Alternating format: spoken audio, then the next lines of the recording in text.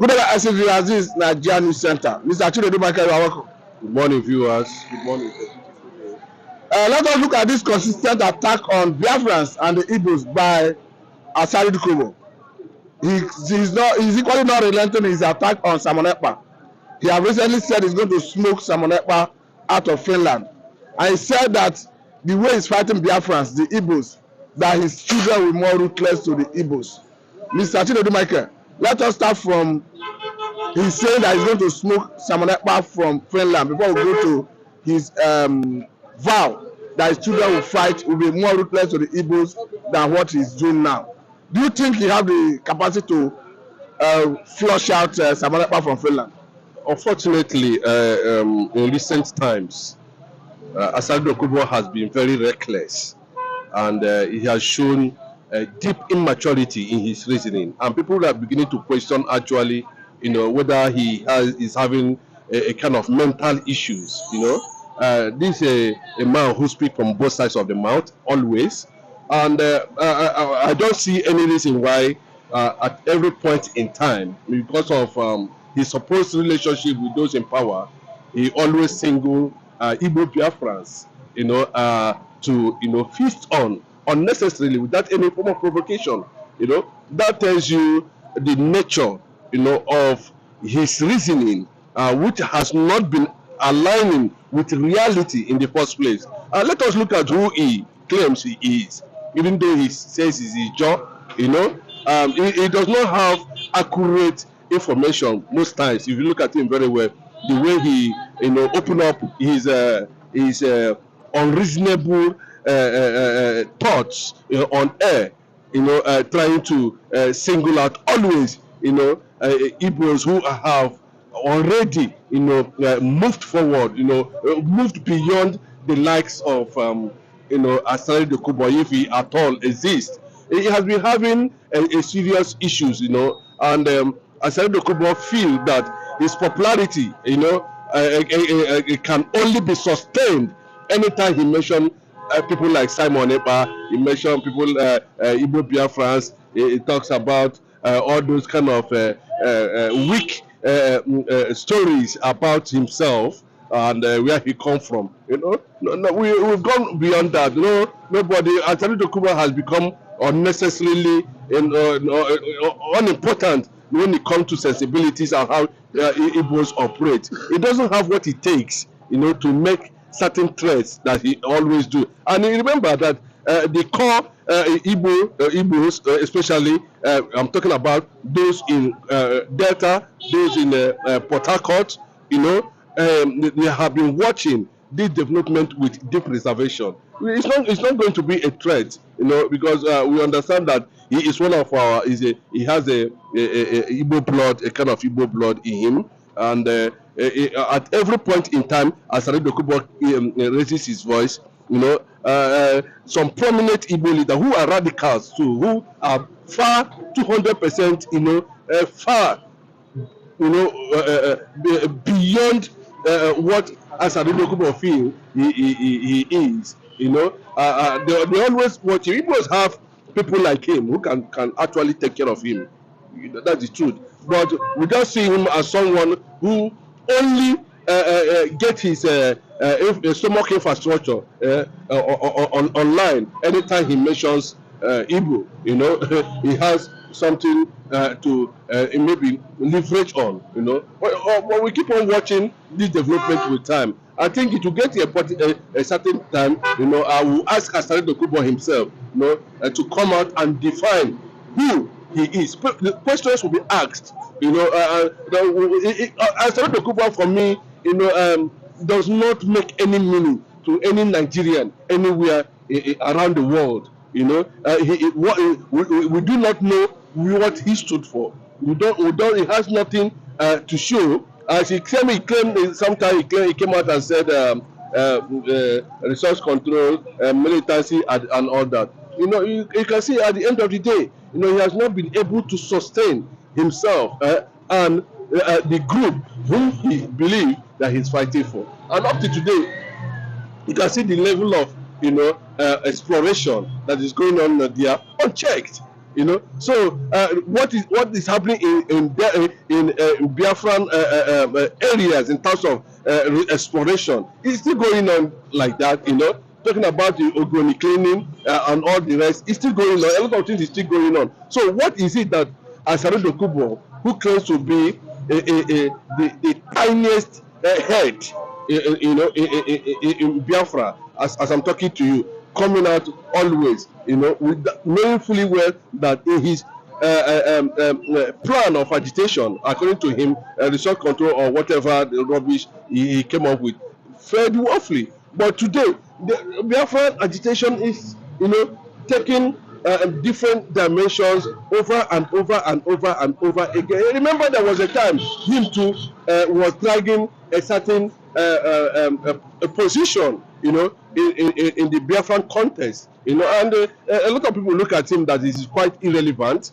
in the issue of Biafra, and they pushed him aside. You know, Nnamdi Kanu is already focused. Anybody anywhere, you know, that is genuinely doing the right thing, you know, trying to keep faith alive. In fact, when it comes to okay, let us leave Asari Dukobo and Simon Ekpa physically to engage themselves while Nigerians watch, Simon Ekpa will pull him down within 2 seconds. Okay, now. I mean, a physical contact. So you understand what I'm saying? I think you should begin to realize that, you know, we are not just those men are not just ordinary walking stick. You know, him that comes up every now and then, he will do this, he will do that, he will do that. Threat. What is the provocation? No provocation. But one day, you understand, he should not take it from anybody. You know, that he might, at the end of the day, use his tongue and put himself in a fix that even his great-grandchildren will continue to question the reasoning of his existence. Okay, now let us look at what he said about, though he said he had been dining with kings and presidents outside the country, but we may not dwell on that for now. Let us look at his decision that his children will be more ruthless to the Igbos, the Biafrans. What do you make of that? I don't know what he means by his children. No, he said that he's fighting Biafrans now. That his own children will be more ruthless the way they will fight the Biafran than what he's doing. That's what I'm saying. Who are his children? Is it all these people he named? No, he's talking about his biological children. Doing interview now, concentrate. Who are his biological children? What is it? I'm saying he's not giving birth to children. You should understand what I mean. Is it those kids, or is he talking about the Ijaw people who are loyal to him? I'm talking about his biological children. That is quite unnecessary. That is quite how ruthless. How many are they? That we, you know somebody is talking out of inducement. You should be able to understand that his kids will be a threat to Biafra. Do you know what is called Biafra? He said they will be more ruthless. I said, what do you mean by ruthlessness? Ruthlessness, are they going to keep Biafrans? That his children will keep Biafrans? Or that his children will be maybe you didn't get it. Maybe you didn't get it. I don't get it. Or the children will be a threat to Biafran or that. When you talk about ruthless, what do you mean by ruthless? He said the way he's fighting the Biafrans. I'm trying to bring this. Asari Dukobo actually fighting. I'm trying to put the question across to you now. You should understand that this kind of person, we should not give him even relevance. Then why are we having conversation around him now? Why we are having conversation because you raised it as an issue, and I have to look into it. I have to discuss it. For me, ordinarily, I can't be discussing somebody that has no value to what we are talking about, to the issue of how to restore Biafra. He said his children. Who are his children? How many are there? Is he talking about the Ijaw people? Well, you know, when they're talking about his biological children. How many are they? I don't know the number. And that is not unnecessary. Biological children, a threat to Biafra. That is ridiculous anyway. I can't find any point. Let me ask you this question. In trying to emphasize that his children, his biological children, will be a threat to Igbos or to Biafrans. I don't understand. Let me ask you this question. You know that at a point after the inauguration of Mr. President, he visited Asari Rock. And after some time, there were news that he was barred from accessing Asari Rock. Could it be the reason, could it be his approach to issues, the reason he was barred from entering Asura, because we understand that at the point he was brandishing some sophisticated weapons, gun, threatening threaten the Igbos generally. I think it was a case of damage control when Tinubu realized that he has gone reckless, and he was advised, by his men to distance himself from anything that has to do with Asari Dukobo, and of course, which he has done. I expected by now, if you feel Asari Dukobo, if you feel that you have gotten what actually you needed, open up a fight with Igbo Biafran. Let us see what will happen. I challenge you, Asari Dukobo, you and your children. What, any form of recklessness, anything. You see, when America wanted to invade, when America wanted to go to Iraq, when Saddam Hussein was the president of that country, when Hussein and the then W. Bush were exchanging words, he was asked, which kind of conventional type of conventional war do you want? Do you want the one that they can use horse with sword? Do you want the one with gun? Do you want the one with? And that is what I'm trying to call. I'm calling Asari Dukobo now. To open up, get your idiots from the Greeks. They call your children, bring them out, then engage Igbos on normal war. Let us see what will happen. Yes, now, since I've gotten to that level, you understand? Come up with whatever you have. It is time now. Organize your men, recruit them, then come out and declare war. And let us see what will happen. You see, my brother, let me tell you, they said, a lot of things have been happening, and we understand the direction that pig, Nnamdi Kanu called him a pig, Greek pig. Some time ago, you understand, we can understand where he's coming from. We understand those kind of things, but when the time comes, of course, he'll be reduced to nothing, including his children. I wish that this kind of interview will get to him. When the time comes, when the Biafrans are ready to do the necessary thing they need to do, is it Asari Dukobo that is going to stop it? No, I'm asking. Is it normally? Let us even come to reasoning. Is it somebody like Asari Dukobo that will stop what Biafrans have decided to do? And let me tell you, I can say it anywhere. There's no inch of the Biafran land that will be given to anybody. There's no inch. What do you mean inch? Remember that the other time. I'm telling you, there's no country that will sit down and allow his territory to be taken by fools. I remember that there were controversy when the judge said their land is not Biafra land. Let me tell you, if they are saying that, can you just say it tomorrow when you say Ijo, who are predominantly Bayelsans? That's where you find a bit of Ijo people there. Today, you can see what is happening in Port Harcourt, River State. They are going to produce the next Ohanese. River State. The next Ohanese president is going to come from River State. And in the same River State, people will say, he's not Igbo. Wait, we know what is going on. We know what is going on. You know the influence of Ndoki people in Abia State, the Anang, and some other minorities of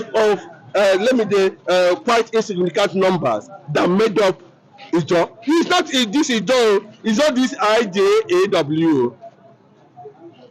The real name of Ijo. Are you going to determine the identity? Because when we talk about identity, identity has to do with where you are coming from. Since that you are trying to rename them, change the spelling of Ijo. Because it's not a matter of renaming them. Let me give you an instance. Anambra State was not called Anambra State. It was Omambala. It was the British that changed it to Anambra. That's what I'm trying to explain to you. You understand? The real spelling of Ijaw, is it AJAW? That is wrong. Because he doesn't know what he is doing. He believes that, you know, creating this kind of atmosphere in order to pinch some unscrupulous elements like him from the north, from the west, against the Igbos. That has always been his target. But unfortunately, he is not aware of the recent development that is about to take place in the entire northern Nigeria now. And what is that development? That is for me. It's a private thing. I'm saying, looking at the development so far, and it will get to a point that people like him will, you know, will just move in, you know, and single them out. All these things he's doing, threatening Biafrans every day, every now and then, it's still record. He is not in the same level with Nnamdi Kanu. Never. Asari Dukobo till he dies, he can never be in the same level with Nnamdi Kanu. What of his threat against Simon Ekpa? I say you, my Simon Ekpa, should come out and do engage in. Let Nigerians, let spectators, let Nigerians come and watch how stupid Asari Dukobo will look like at the end of the day. I said how stupid Asari Dukobo will look like, you know, when they engage themselves physically. UFC, they don't come and do it in the ring. UFC, no shoe, no this thing, no this thing, not physically. If he feel that is, including his children. I must say, that is true. Anybody got, look, when you see Simon Ekpa and you look at Asari Dukobo, you say no. Of course, you know what will happen now. I must say, you know what Fela said about it. You know what Fela said about dead body. Dead body must get accident at the end of the day. We can understand Fela said that the body gets the accident. I think that's a good way to let it go, Mr. Chinedu Market, if you permit me. Thank you. This is Nigeria News Center. Thank you for your time.